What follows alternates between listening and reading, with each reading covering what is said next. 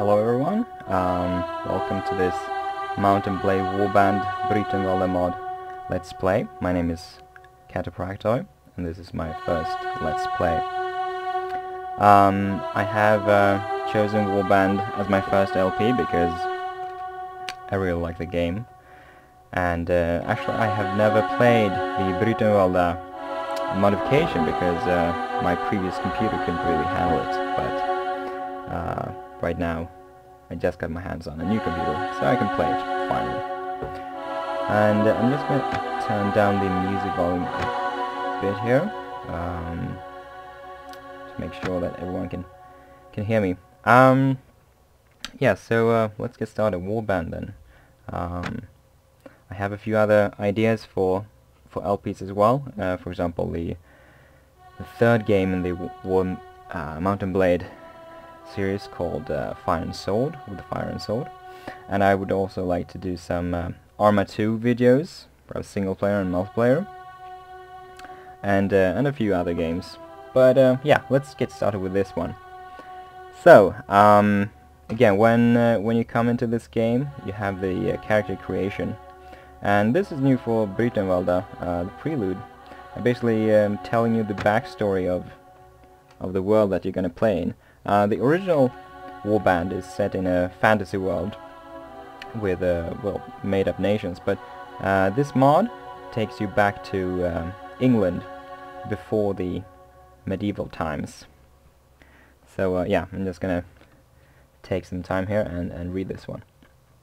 My name is Milgid the Old, and if you delve into this world, I recommend you listen carefully. Britain. The Britons call her... Wow, that's difficult to pronounce. Eunice Prydain. The Irish call her Alba, while the Angles and Saxons gave her the name of Engleland to the lands they conquered. The old Isle has seen many conquerors and invaders, and for centuries the blood of warriors has fed the earth. First the Britons were here, then the Romans came, and they subdued the island they called Britannia. Some of the Britons became Romans themselves, and in the north the legions kept fighting the barbarians for many years. But one day the empire fell and the legions withdrew from the island. What remained of Roman Britain was raided by Picts and Irishmen alike. The great wall built by the Romans from the sea to Ireland to the Sea of... from the Sea of Ireland to the Sea of Germany was no longer of any use, and their forts were deserted. The Britons, who had worshipped the god of the Christians, were the prey of the barbarians and their internecine wars. To help them against their foes, they invited among them the fierce Saxons. But it was not long before they broke the alliance and rose against those who had welcomed them. For many years, war scorched the land, and strong leaders left their legacies. Emrys, Arthur, Urien in the north. Among them, Arthur had achieved the greatest success, slaughtering the Jutes and the Saxons at Mid-Baden and forcing them into a lasting peace for 50 years. All the names in this mod is probably going to be really foreign for me, so pardon me if I pronounce them incorrectly like every time. Anyway, but the worst foes of the Britons were the Britons themselves, and the kings spent more time killing each other than fighting the invaders. This was enough for the Angles and Saxons to conquer more and more land in Britain, taking one realm after another. Saxon kingdoms replaced them, and Britons fell under the rule of Saxon masters. Mercia, Wessex, Kent, East Anglia, and Bernicia are today the most powerful kingdoms of the foreigners. After Urien Reged was slain, the kings of Bernicia brought the Old North to its knees.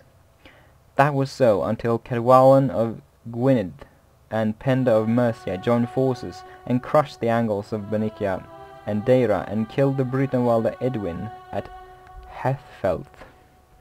For 1 year the king of Gwynedd ravaged the realms north of the Humber before being killed by Oswald, the new king of Bernicia. Bernicia. I'm gonna try to call it Bernicia or something.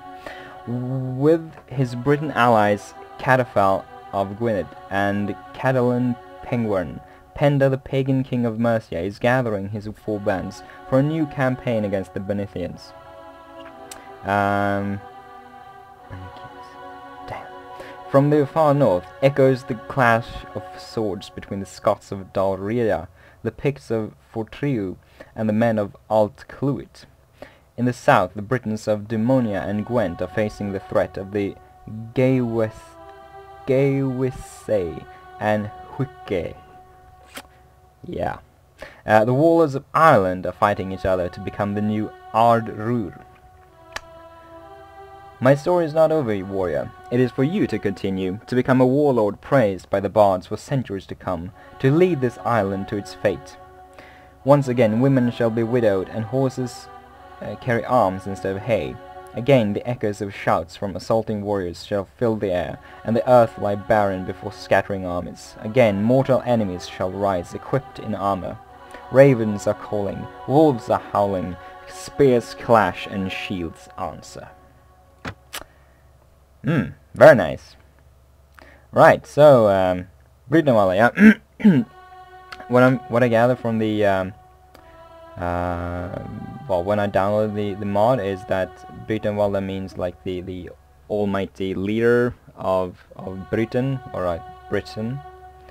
So Walda means leader or something. So the leader of Britain, or England. And I'm gonna play the Irish, I think, because they are really cool.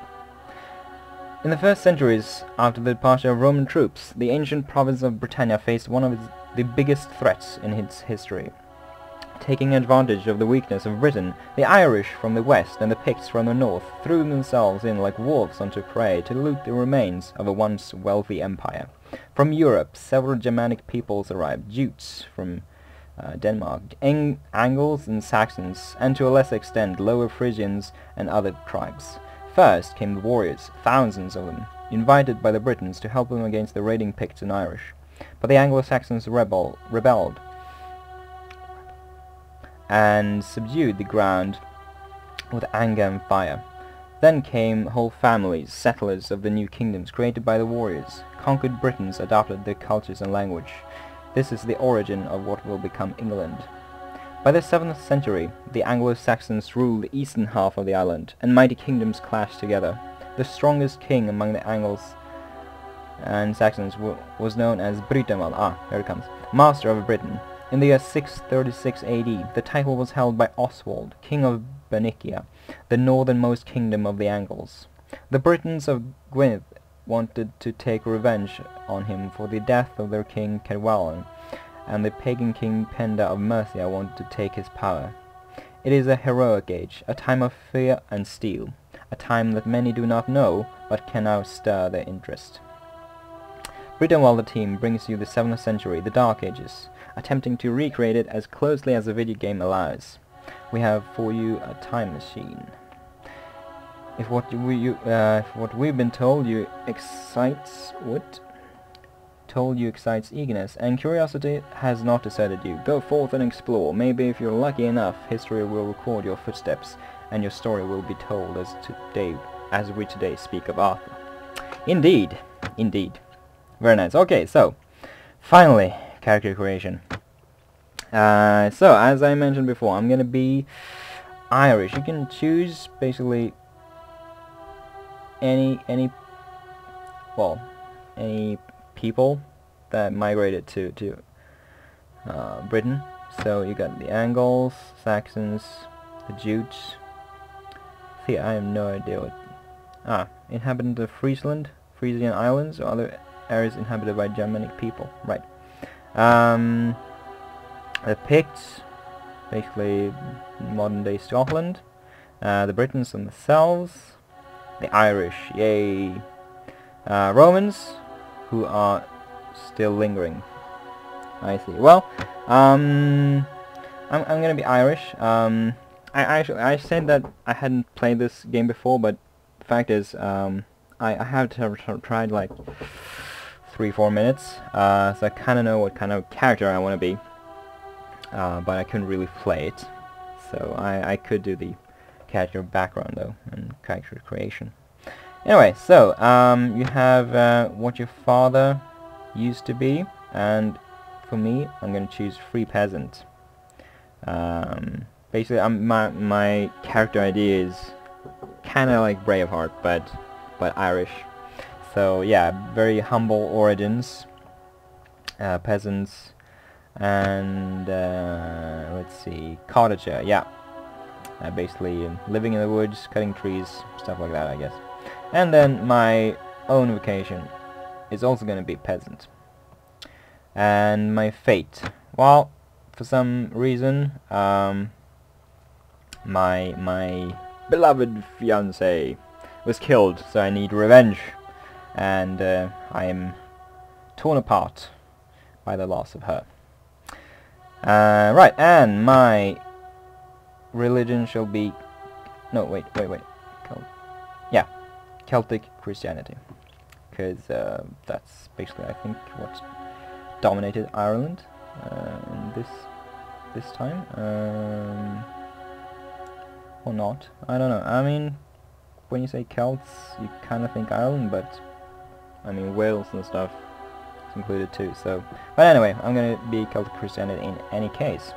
So let's click continue, and I'm gonna quit without saving, I think. Yeah, I'm gonna try my very best not to, you know, cheat and stuff by reloading.